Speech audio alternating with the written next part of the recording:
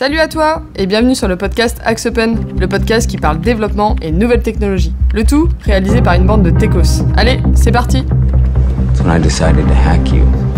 Whoever's in control of the exit nodes is also in control of the traffic, which makes me... Salut à tous. Aujourd'hui, on se retrouve pour un épisode un peu spécial. On fait la crémaillère de nos nouveaux locaux et pour l'occasion, on a invité plusieurs de nos clients et partenaires à prendre la parole dans le podcast pour qu'ils partagent avec nous leur vision du monde de l'IT et quelques perles sur Axe Open. Allez, c'est parti. Salut. Salut. Bonjour. Bonjour déjà. Salut Camille. C'est quoi un bon développeur ? Un bon développeur, déjà c'est déjà quelqu'un qui est curieux. Enfin, dans tous les cas, c'est une qualité que j'apprécie beaucoup dans tous les cas, professionnellement parlant, mais je pense que quelqu'un qui doit être curieux, s'intéresser à la fois à la partie technique et à la fois à la partie de ce à quoi va servir, ce qu'il met en place, quel que soit le langage, quel que soit le contexte. Donc c'est quelqu'un de curieux, avec une certaine rigueur, parce que sinon ça peut être cool dans un premier temps, mais après ça devient insupportable à gérer parce qu'on n'arrive pas à maintenir ce qui a été fait.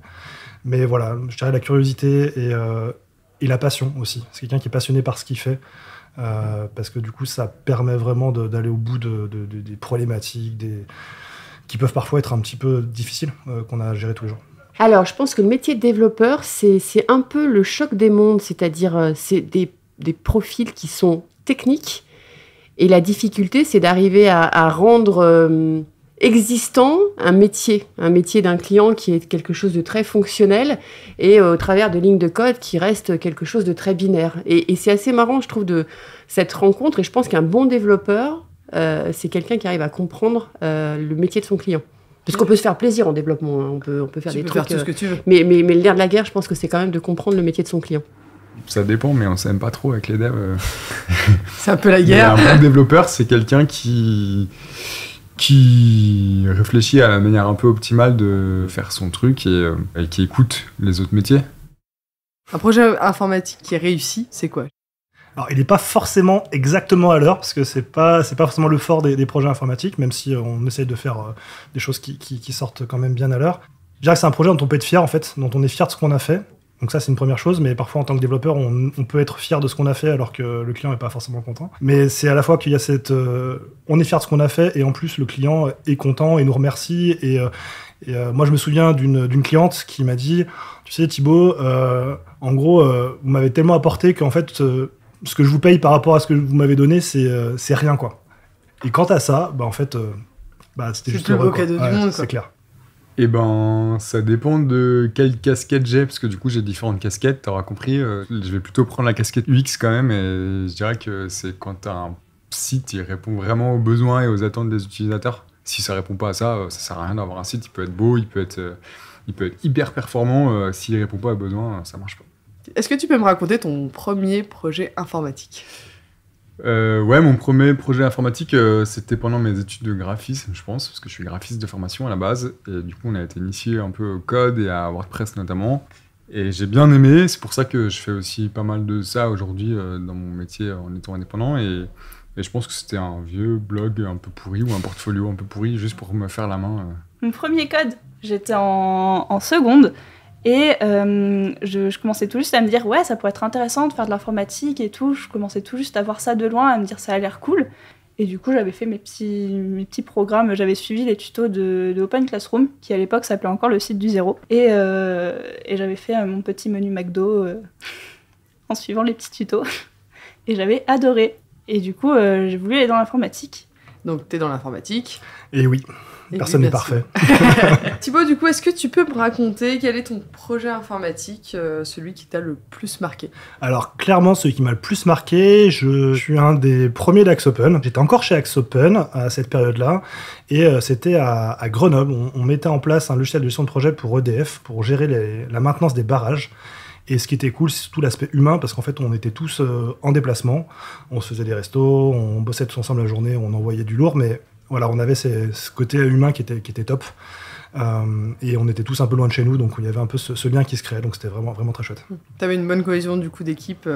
Ouais, et puis on avait tous dans nos domaines différents, donc on avait besoin de telle personne pour je sais pas moi, faire une interface, de telle autre pour aller relire une spec, de telle autre pour telle expertise, et ça c'était vraiment, vraiment chouette, même si effectivement il y avait des déplacements et tout ça, c'était un pur moment. Ouais. Un pur moment. Un pur moment. Est-ce que tu as encore un rêve en informatique? À mon âge, tu sais, il n'y a plus rien qui me fait rêver. Alors juste, je fais une aparté. Avec Yannick, on est souvent très déçus de l'informatique parce qu'on passe notre vie à être déçus d'un truc qui marche pas, d'une techno qui fonctionne pas comme on veut, d'une limitation quelconque. Alors est-ce que tu as encore un rêve, Yannick? Alors, j'ai tout le temps des rêves. Et, pas plus tard qu'aujourd'hui, on est encore tombé des nues. On avait toujours notre rêve d'aller plus haut, plus loin. Et on a été extrêmement déçus par Azure cette fois. Mais oui, ça m'émerveille toujours de découvrir des nouvelles technos et de les essayer. Alors, je les essaye moins maintenant avec mes nouvelles attributions. Mais ça ne m'émerveille plus comme avant. Ouais. Mais je suis toujours curieux. Moi, je suis comme toi. À 20 ans, le moindre framework, ça nous faisait rêver, quoi. Et maintenant, on est un peu moins. Ouais. Un peu moins. Bon, rétrospectivement, on aimerait bien utiliser les frameworks de maintenant à l'époque. Moi, ce qui me fait rêver, c'est de trouver la bonne solution pour le bon utilisateur.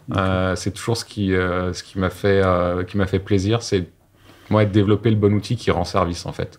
Et après, la technologie, il y a toujours des nouveaux trucs qu'on a envie de tester. D'accord. Alors, donne-moi le dernier truc que tu as envie de tester. Le dernier truc que j'ai envie de tester, j'aimerais bien m'intéresser à la blockchain, par exemple. En plus, moi, je suis dans le domaine de l'assurance, donc je pense qu'il y a des choses à faire. Après, c'est le temps. C'est juste une histoire de temps. Je pense que c'est le pire ennemi du développeur, de l'architecte, de l'expert technique, c'est le temps. Je pense que c'est l'ennemi de tout le monde, en fait. Peut-être, mais dans notre métier, on a l'impression qu'on n'a jamais le temps de toujours tout finir. Je dirais l'informatique utile, en fait. On fait beaucoup de choses en informatique, on fait plein de trucs en informatique. J'aimerais bien trouver l'informatique vraiment utile, un truc un peu révolutionnaire. Un truc qui serve à quelque chose. C'est ça. Je crois qu'on est un petit peu tous les deux dans le même cas. On cherche quelque chose qui nous servirait vraiment, qui servirait un petit peu. Allez, on va être Miss France, qui servirait le monde et qui servirait la paix dans le monde entier. Tu sais que la semaine dernière, on était à We Are Developers et qu'il y avait le créateur de Stack Overflow. Et il a dit qu'un truc qui m'a percuté, il m'a dit il y a 30 ans, quand je faisais des formulaires web, je trouvais ça compliqué. Et je me suis remis à faire des formulaires web maintenant et c'est aussi compliqué. C'est plus compliqué. Et je me suis dit, il a raison ce mec-là, on n'a pas avancé. C'est beaucoup plus compliqué. Donc comme quoi, c'est pas du tout utile ce qu'on fait. On fait des trucs de plus en plus compliqués. De plus en plus compliqués, mais on se fait plaisir quand même. On se fait plaisir, on fait des nouvelles technos parce qu'en fait, c'est ça qui nous fait un petit peu plaisir. C'est qu'on apprend un nouveau truc. En fait, on apprend des nouvelles technos pour faire des formulaires web, en fait. Et qu'est-ce que t'en penses? Alors moi, récemment, j'ai découvert Dapper. Je sais pas si tu vois ce que c'est. Non. C'est ce qu'ils appellent un sidecar pour des Docker. Alors c'est très technique, mais quand tu as besoin d'avoir un sidecar sur un Docker, tu te dis qu'on est allé trop loin dans la connerie. C'est allé beaucoup trop loin en fait. Déjà Docker, on se pose un peu des questions, on se dit est-ce que vraiment c'était nécessaire? Et là maintenant tu as les sidecars. Je t'invite à regarder Dapper. Ah ouais. C'est un sidecar pour ton Docker qui va aider ton Docker à faire ce qu'il doit faire. Et là moi je trouve qu'on a atteint un niveau absolument phénoménal. Ouais, parce que tu dis déjà le Docker, il savait pas tout faire. On a inventé un truc qui savait pas tout faire. Mais il y a une progression, il y a une sorte de progression dans la techno, c'est-à-dire qu'on avait des trucs simples, on est passé à des trucs compliqués, et on va essayer de les compliquer encore plus pour les simplifier. Et là, on se dit, il y a un problème, quand on complique pour simplifier, c'est qu'il y a vraiment un truc qui va pas, quoi. Alors, avec mes yeux de néophyte, j'ai pas un rêve, en fait, j'en ai plein, c'est plus, à chaque fois qu'il y a des démonstrations de nouvelles intelligences artificielles, ou l'informatique utilisée dans d'autres systèmes, genre justement la robotique, le fait qu'il y ait des voitures maintenant qui se conduisent en autonome, etc.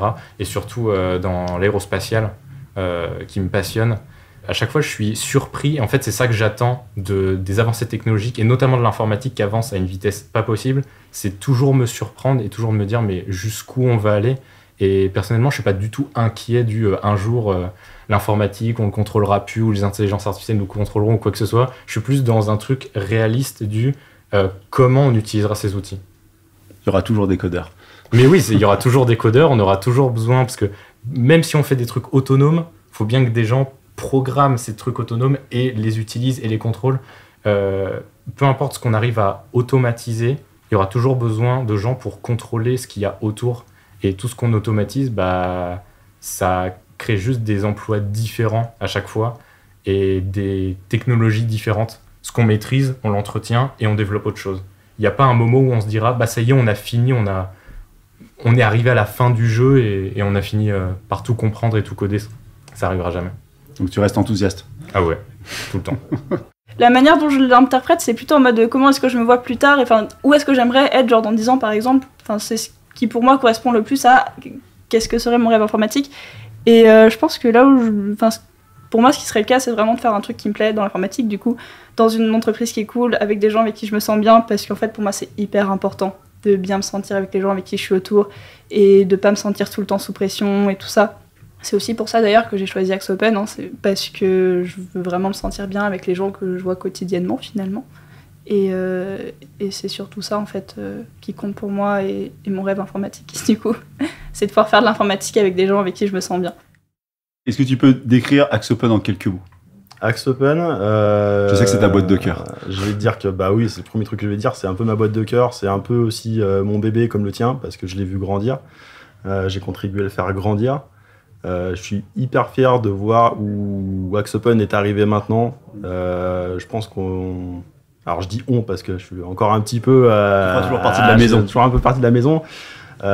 On est arrivé à garder l'ADN qu'on voulait avoir au départ. C'est-à-dire une boîte d'experts, de passionnés, de gens qui s'intéressent à l'informatique, à la techno, à ce qu'on avait envie d'en faire en fait au départ. Quand on a créé Axe Open, on voulait créer ça et puis se dire... on fait pas comme tous les autres. Je pense qu'on arrive à se démarquer. On se démarque toujours. C'est toujours dans la même veine. Et tout ça en ayant de la croissance. Donc en fait, c'est bien parce qu'on est dans la même veine en intéressant de plus en plus de gens. Et je pense que les collaborateurs comme les clients ressentent cette passion et puis cet intérêt du travail qu'on fait, quoi. Axe Open, c'est les nouvelles technos et personnellement et presque pour moi, maîtrisé. Ah non, totalement maîtrisé et pour moi un énorme soulagement puisque c'est parfois compliqué chez moi et quand je délègue chez vous, c'est que du bonheur. Axe Open, c'est une entreprise qui fait principalement du développement web, qui est plutôt à taille réelle avec 40-50 employés à peu près, qui est vraiment très très chouette. On se sent bien. Je me sens bien moi personnellement. Si je devais décrire Axe Open en quelques mots, moi j'ai trouvé une entreprise que je cherchais depuis longtemps, dans le sens où ce que j'ai besoin c'est de quelqu'un dans qui j'ai confiance, où je peux poser des questions très pointues et qui vont y répondre simplement, sans se prendre la tête, mais qui sont pertinents et qui sont capables, comme toi tu l'es, même avec toute ton expérience, de rentrer encore très bas dans la technique. Et quand on construit une archi, quand on réfléchit sur une archi, on a besoin parfois de descendre très bas, pour se poser les bonnes questions. Et ça, je ne le trouve pas dans toutes les sociétés de services. Oui, j'ai dit société de services. Oui, je suis vieux. Mais on le trouve pas partout, et c'est ça qui me plaît beaucoup chez Axe Open. C'est une entreprise de dev web, mais après concrètement, les projets sur lesquels vous travaillez, je ne saurais pas exactement dire, mais pour de vrai, travailler toutes ces années avec vous, ça a été un des déclencheurs où je me suis dit j'ai vraiment envie de retourner vers l'informatique.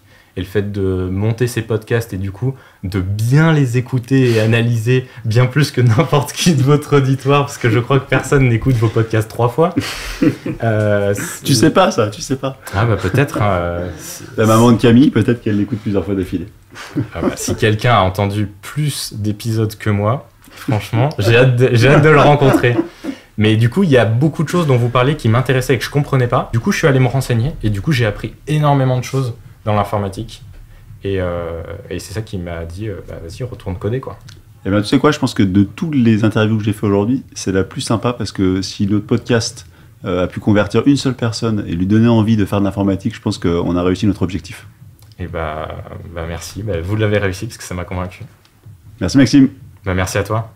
Si je te dis le mot informatique, qu'est-ce que ça t'évoque ? Un univers où je comprends principalement rien, en général, mais aussi qui me permet, moi, de faire des réalisations sur ordinateur avec Photoshop et tous ces outils-là. Je suis graphiste et illustratrice pour le compte de la société Volette, que j'ai créée il y a 5 ans déjà. Et donc, pour Axe Open, moi, je fais régulièrement les petites BD qui sont les billets d'humeur que vous publiez sur les réseaux sociaux. Alors, moi, un PC et des jeux vidéo. Après, sinon, c'est du chinois. Je comprends rien. Et tu l'utilises comment au quotidien, du coup, l'informatique? Sur PC, par des logiciels essentiellement de bureautique, on va dire, Excel, Word, et puis des logiciels spécifiques comptables. Okay. Le reste, c'est tout l'informaticien qui gère. L'informaticien. Voilà, l'informaticien, je l'appelle. Bon, alors, chez nous, on va parler plutôt de développeur, tu vois. Ouais, alors le développeur, chez nous... pas la même chose qu'un informaticien. Voilà, non, de ce que j'ai compris, il y a quand même deux types d'informatique, on va dire. Il y a le soft et le hard. Après, il y a celui qui développe et celui qui tire le réseau, on va dire ça comme ça. Je suis bon dans ni l'un ni l'autre. Et je comprends rien. Ça a le mérite d'être clair. Tu peux me raconter la première rencontre que tu as eue avec notre bot? Quelques souvenirs avec une équipe de développeurs qu'on avait en interne, mais que c'est très très compliqué. D'où la rencontre avec Axe Open, puisqu'on était en recherche finalement d'avoir une agence de développeurs, une équipe externe, parce qu'effectivement, ce n'est pas notre culture, ce n'est pas notre métier. Et pour autant, on a besoin de s'adosser évidemment sur des vraies compétences techniques. Première rencontre avec Axe Open. On est dans les locaux d'un de vos clients, qui a déménagé. On avait croisé Philippe, effectivement, et mon président Philippe a dit « Ah, mais je crois qu'il a une agence de développement, etc. » Donc, on l'a, entre guillemets, alpagué dans les escaliers en disant « Tiens, ça peut nous intéresser, etc. » Et donc, Philippe est venu avec Camille, à l'époque, que j'avais aussi contacté. Je faisais le tour des agences de développeurs, etc. Et voilà, ils sont arrivés comme ça dans le bureau. Philippe qui descendait d'un étage en disant « J'arrive, je suis là, je suis à l'heure. » Et ça a commencé comme ça, l'aventure. Et à l'époque, du coup, a priori, c'est devenu un running gag dans la boîte. J'ai fait appel à Axe Open pour un devis, du coup, qui n'a toujours pas été signé. Non, toujours pas. Mais on y croit toujours. Pour un devis pour une app mobile plus un back-office. Et voilà, c'était le premier contact. Et du coup, depuis, on est resté en contact. Et maintenant, Axe Open m'a placé chez Aeroliance. Et je bosse avec Romain. Voilà. Et c'était un plaisir, Romain. Big up, Romain. Bisous, Romain. C'est quoi ton meilleur ou ton pire souvenir avec Axe Open? Je pense que c'est un petit peu... la réponse va être à la fois le meilleur et le pire. C'était quand je suis arrivé où on a dû chercher nos clients au départ. Parce qu'au départ, ça a démarré à 2, puis après 4, etc. Moi, je suis arrivé, on était 4-5. Et du coup, on se retrouvait face à une feuille blanche et il fallait trouver nos missions, etc. Et à la fois, c'était très enthousiasmant et à la fois, c'était aussi un peu flippant parce qu'on se disait, mais est-ce qu'on va arriver à trouver des missions dans lesquelles on puisse exercer nos compétences, quoi. Donc, c'est ça qui me revient en tête quand tu me poses cette question. C'est super compliqué en même temps quand tu démarres et tout. Faut tout faire, quoi. Faut tout faire. La réal, le marketing, le commerce... Et puis voilà. Puis en même temps, c'est ça qui est cool. Ouais, c'est ça. Et puis tu commences avec des slides avec une référence, puis après 2, puis après 3, puis après maintenant, les slides que tu dois envoyer maintenant quand tu fais sont longues. Tu es obligé d'en enlever. T'es obligé d'en enlever et tout, tu dois faire une sélection, mais bon, c'est pas plus agréable. Donc, from scratch, quoi. Est-ce que tu as un souvenir que tu voudrais partager entre Axe Open et toi? Il y a 5 minutes, quand j'ai dessiné sur votre mur pour la soirée de crémaillère, voilà, devant tout le monde. Bon, plutôt un bon souvenir. Plutôt un bon souvenir, ouais. Un petit peu de la fin avant de se quitter. C'est une belle découverte, je trouve, avec Axe Open. C'est une jolie boîte. C'est une jolie boîte et c'est marrant, quand tu rencontres une boîte, je trouve que les premiers instants, ils sont assez caractéristiques de la boîte. Et quand tu rentres chez Axe Open, alors après on peut se planter, mais tu vois, les premières impressions, c'est que les gens ont l'air plutôt bien. Plutôt bien, les gens disent bonjour et ils font pas la gueule et... Voilà, donc c'est vraiment le truc qui ressort quand on arrive ici. Les gens sont polis et de bonne humeur. Ouais, c'est une bonne chose. Ouais. Merci Fred. Et merci à toi. Merci. Merci Glantine. Merci Maxime. Merci à toi. Parfait, merci Sylvain. Merci Philippe. Merci Philippe.